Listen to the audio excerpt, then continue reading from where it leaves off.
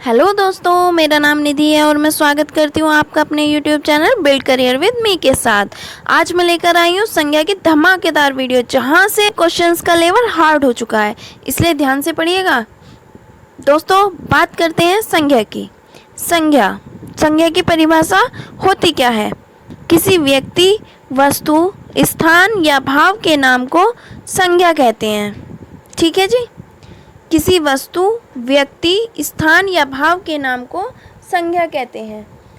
संसार में सभी के परिचय का आधार संज्ञा है, इस बात का आप ध्यान रखिएगा।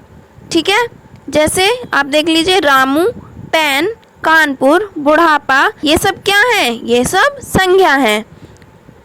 तो चलिए अब पढ़ते हैं संज्ञा के भेद। वैसे संज्ञा के भेद 5 माने जाते हैं, पर अगर आपसे कोई पूछे तो हिंदी के पेपर में आपको क्या लगाना है? संज्ञा के 3 भेद होते हैं। क्या लगाना है? संज्ञा के 3 भेद होते हैं। व्यक्तिवाचक संज्ञा, जातिवाचक संज्ञा, भाववाचक संज्ञा। वैसे लोगों को लगता है कि द्रव्यवाचक संज्ञा और समूहवाचक संज्ञा भी इसी के अंदर आती हैं, लेकिन नहीं। समूहवाचक संज्ञा और द्रव्यवाचक संज्ञा जातिवाचक के उपभेद हैं, जो हम आगे पढ़ेंगे। ठीक है, चलिए। व्यक्तिवाचक संज्ञा किसी व्यक्ति, वस्तु या स्थान का नाम, जैसे राम, दिल्ली, चेतक, हिमालय, गंगा, यमुना आदि, जिनका विशेष नाम हो, वो क्या होते हैं? व्यक्तिवाचक संज्ञा होते हैं। जैसे भगवान राम, क्या भगवान राम कोई और है? नहीं, वो अकेले हैं, तो वो क्या है? व्यक्तिवाचक संज्ञा है। दिल्ली अकेली है, व्यक्तिवाचक संज्ञा है। चेतक, हिमालय भी अकेला है, तो क्या है? व्यक्तिवाचक संज्ञा है। लेकिन अगर हम बात करें पर्वतों की, तो वहाँ पर क्या होगा?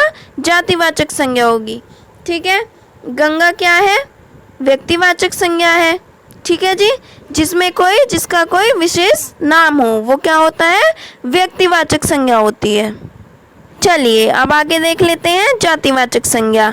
जो किसी वर्ग या जाति के सभी व्यक्ति, स्थान या वस्तु का बोध कराए, वो क्या होती है? जातिवाचक संज्ञा होती है, जिसका विशेष नाम ना हो। ठीक है, इस बात को याद रखिएगा, जिसका विशेष नाम ना हो, जिसमें विशेष समूह का बोध हो, जो बहुत सारे हों, जिसके जैसे दुनिया में और भी हों, तो वो सब क्या होते हैं?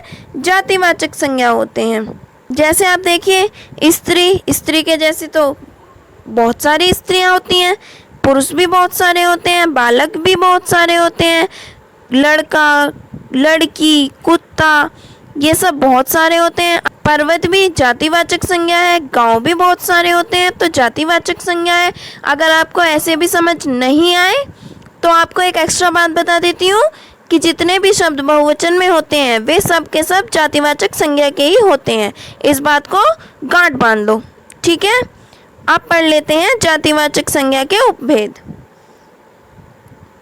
पहला होता है समूहवाचक संज्ञा। जो शब्द किसी समूह या समुदाय का बोध कराते हैं, समूहवाचक संज्ञा कहलाते हैं। ठीक है जी, इसका एक नाम और होता है, उसे नोट कर लीजिएगा, समुदायवाचक संज्ञा। इसको और क्या कहते हैं? समुदायवाचक संज्ञा भी कहते हैं। जैसे परिवार में बहुत सारे लोग होते हैं, समूह होता है, तो समूहवाचक संज्ञा। सेना में भी एक समूह होता है, कक्षा में भी एक समूह होता है, दल में भी समूह होता है, और गुच्छा भी। ठीक है, गुच्छा में भी समूह होता है। कहीं पर भीड़ है तो भीड़ के अंदर भी एक समूह है।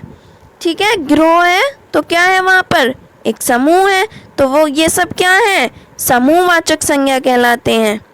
ठीक है जी, नेक्स्ट हम देख लेते हैं द्रव्यवाचक संज्ञा। इसमें ऐसे पदार्थों का बोध होता है जिनसे भिन्न वस्तुएं बनती हैं। ठीक है, द्रव्यवाचक संज्ञा में क्या होता है? द्रव्यवाचक संज्ञा में ऐसा नहीं है कि सिर्फ द्रव्य पदार्थ ही आते हैं। द्रव्यवाचक संज्ञा में सोना, चांदी, जितने भी द्रव्य हैं वो सभी आ जाते हैं। सोना, चांदी, लोहा, पीतल, दूध, तेल, घी। ठीक है जी, चलिए अब हम देख लेते हैं भाववाचक संज्ञा। किसी भाव, गुण, दोष, स्वभाव का बोध हो तो वहाँ पर क्या होता है? वहाँ पर भाववाचक संज्ञा होती है। भाववाचक संज्ञाओं का कोई रूप या आकार नहीं होता।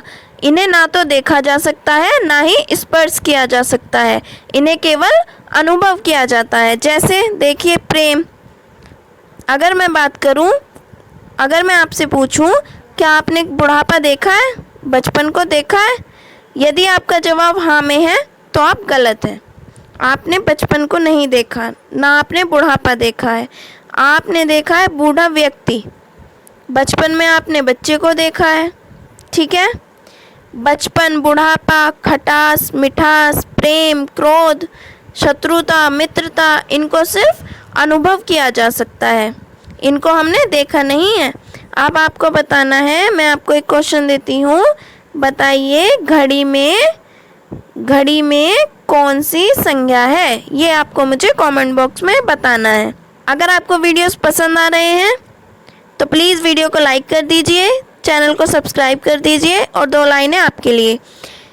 शिक्षा के बिना कुछ भी संभव नहीं, शिक्षा है तो फिर कुछ असंभव नहीं। शिक्षा से मिले इज्जत, मान, सम्मान, शिक्षा से मिले दुनिया में अपनी पहचान। तो पढ़ते रहिए, स्वस्थ रहिए, मस्त रहिए। धन्यवाद।